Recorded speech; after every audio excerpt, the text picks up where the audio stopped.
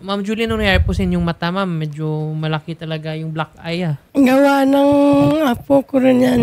Tinuntok ako kasi hindi ko alam. Samantalang hindi man lang siya nagpaprangka kung anong kailangan niya. Magsasalita siya. Ako pag pala magsasalita, ako pang nagkamali. Sabi ko, di paano? Hindi ikaw, sabi niya, ikaw na lang nagsasala, ikaw na lang magtanggap ng kasalanan. Lagi ka ba, ma'am, niya binubugbog ni Mark Vincent Tamayo? Lagi ka niya binubugbog, sinasaktan? So kayo, Nay, ang galing pa kayo Aklan? Opo. Tapos, pumunta lang kayo sa Manila. Saan kayo nakastay ngayon, ma'am? Pumunta po ako ng Aklan August 12. Umuwi po kami ng Friday. Okay. So ngayon, dito na yung sinanay Opo, sa akin po. Okay. Good afternoon, Ma'am Flora. Good afternoon po, sir. Yes, ma'am. So, ma'am, alam niyo ba dito ngayon, ma'am, si nanay niyo, si Ma'am Julie, nga nakita niyo, ma'am, may black eye kasi binugbog siya ng anak niyo mismo. Magkasama ba kayo ng anak niyo, ma'am? Hindi po, sir. Kasi nandito ako sa trabaho nung nangyari. Hindi ko alam kung ano nangyari doon sa bahay. Kasi po, ma'am, malayo ako sa trabaho. Ma'am, pero ma'am, pag umuwi, baka isang bahay lang ba kayo? Ni na Mark at saka ni nanay nyo, isang bahay lang kayo sa Aklan? Opo, sir. Okay. Ma'am, ganito kasi, di ba lagi kayo magkasama naman kayo isang bahay? Tapos sinasabi dito ni Lola, hindi lang to unang beses nga ginawa to ni Mark sa kanya. Lagi siya binubugbog, sinasaktan. Hindi nyo ba, ma'am, kinall out yung atensyon ng anak nyo? Sir, pinagsasabihan ko rin yan. Kaso na pinaglabanan din ako ni Mark Vincent. Ay, yung sabi ko sa kanya, pag once na binugbog mo yung nanay ko, at once na may ebidensya ako na dyan, doon ko na ikaw i-pull out doon. Hintayin nyo pa nga magka-ebidensya nga nag-black eye si nanay nyo bago nyo i-call out yung mali na ginawa ng anak nyo? Parang mali yata yan, ma'am, na klase na pag-ano, ah. Kasi dapat sa una pa lang, ma'am, sa mga, nung hindi pa siya saktan si nanay, pero may tendency pa lang siya manakit sa kay Lola, dapat kino-call out yun na yung attention niya. Kasi lalaki to siya na parang mga batinggilan. Alam mo yung mga matigas na ulo na anak? Maging pariwala to siyang anak pag hindi to call out yung attention niya. Ma'am, sa ganito mangyari, ma'am, medyo harsh man to, pero dapat, ma'am, sasampahan talaga to ng kaso, ma'am, yung anak ninyo. Kasi masyadong grabe yung ginawa dito kay Lola. Kung makita mo si Lola, kawawa. May black eye sa mata, ma'am, medyo deformed. Alam ko po, sir, kasi may damdamin din ako eh. Nanay ko rin totoo yun. Pero yung kasalanan ng anak ko, hindi ko kinukonsintihan po, sir.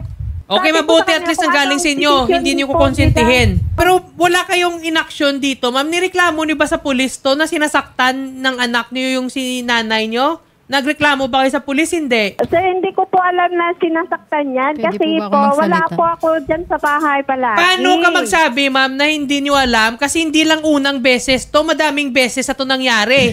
Ngayon lang pumunta si ma'am dito sa kay Idol Raffy Tulfo para magsumbong. Pero yung mga physical abuse na ginagawa ng anak nyo sa nanay nyo, daming beses nangyari. So, hindi mo pwede sabihin na wala kang idea. Na tumitira lang kasi isang bahay. You're only under one roof. Sana ngayon si Mark Tamayo? Saan siya ngayon?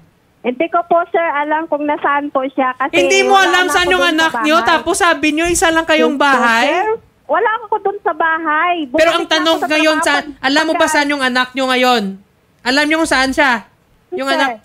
Hindi ko po alam, sir, yung anak ko kung nasaan. Kaya pinapahanap ko rin sa barangay kung nasaan siya. Police Master Sergeant Wilmer Peral. Sir, good afternoon. Yes, sir. Good afternoon po. Regarding, sir, dito, sir, may nahanap nyo na ba, sir, kung saan to ngayon si Mark Tamayo? Yung nung nangyari kasi, sir, August 9 kasi yon. Tapos yung nag-report sila dito sa police station, August 13 na. Okay. Kaya nakahiring na daw sila ng isang beses doon sa barangay bago sila pumunta sa amin.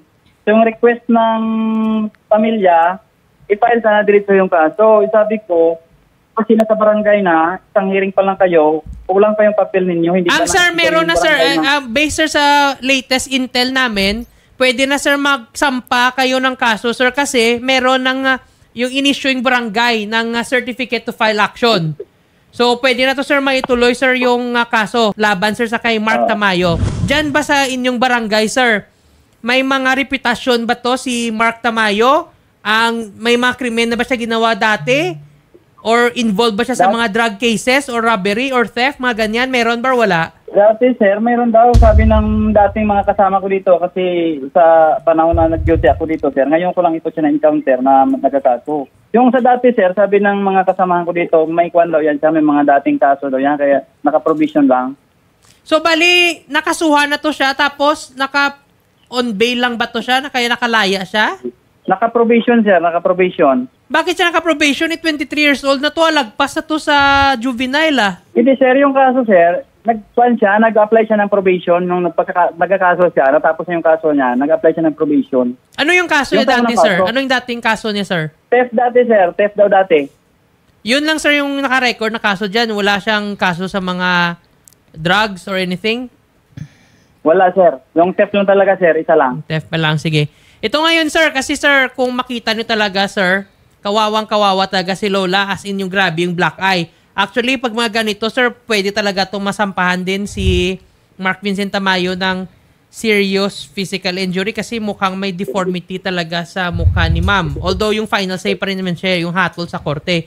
Pero yan, sir, ang naghihingi ng Sir Wanted sa radyo, sir, na program ni Senator Idol Rafi, na sana, sir, matulungan talaga to si nanay, si Ma'am Julie Abelio, na makasuhan na talaga si Mark Vincent Tamayo at saka, sir, makulong talaga, sir. Kasi medyo he is a menace, sir, sa barangay niyo, society niyo. Pag nakalaya-laya yan, kung nagagawa yan nga sa sariling kadugo niya, nasaktan, bugbugin, how much more, sir, sa mga ibang tao na hindi pa kadugo, di ba?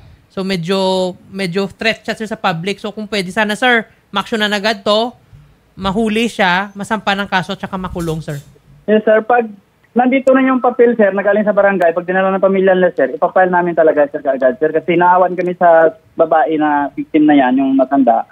Sabi nila, sir, hingi daw sila ng medical legal request, ng pa-request doon sa doktor para marilisan sila ng medical legal, para doon, yun yung basihan daw sa barangay.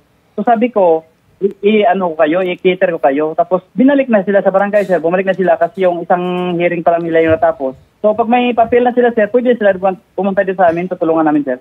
Sige, sir. Ang mukhang meron na, sir, talagang CFA. Pero medyo mali din, sir, barangay nga bakit pa kailangan ng medical legal. Kitang-kita na nga yung black eye. Mas broad daylight na. Bakit pa kailangan ng masyado ng red tape pa ganyan. Minsan, kailangan may sense of urgency din kahit yung mga barangay. Kasi nakasalalay sa kanila para mag-file ng certificate to file action in court eh. Kaya dapat kailangan din na, meron na dapat yung tipong, hindi na sa tipong by the books ba? Kailangan meron din silang judgment at saka yung makita na, ay, andito na mismo yung ebidensya, di ba? Nasa mukha na.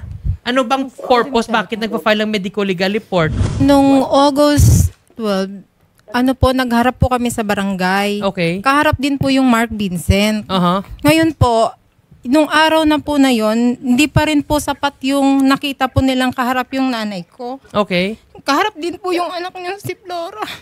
Oh. Para pong binaliwala lang po nila. Ng barangay. Opo. Kaya gusto ko pong mabilis yung kaso kasi sobra po yung ginawa nila.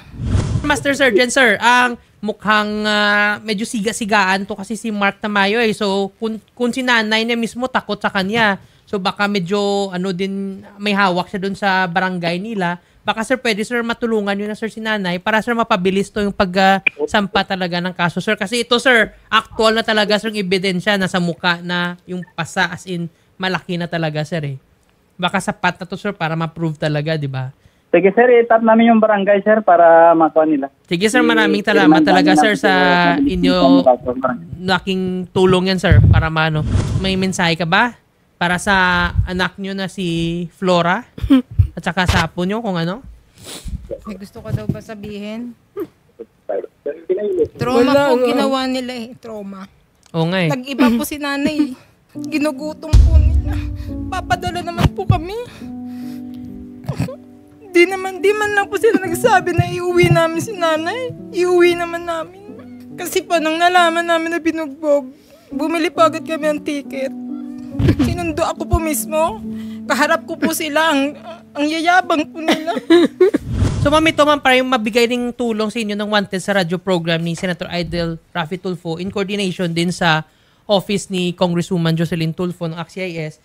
ang mag-coordinate po kami sa DSWD para makabigay po suporta sa kay assistance para kay nanay kasi mukhang kawawa talaga eh. So habang inimbestigaran na ngayon doon ni Master Sergeant, nananawagan din kami sa lahat na nanonood, baka kilala nito si Mark Vincent Tamayo, kung saan man yung whereabouts niya, paki-coordinate na lang dito sa Wanted sa radyo para matulungan natin yung pulis ng Aklan para mahuli na agad si Mark Tamayo at saka hindi na siya makalaya at saka masampa ng kaso. Kasi malaking salot siya sa lipunan pag nakalayo yan no? Ma'am Julie Ann and Ma'am Julie, hindi na po kayo mangangamba. Sasagutin na po namin yung plane po ninyo or yung transportation nyo pabalik po sa Aklan para po agaran makapag-file na tayo ng kaso. At matulungan na tayo ni Police Master Sergeant Wilmer Peral ng Altavas Aklan Municipal Police Station. Okay, salamat.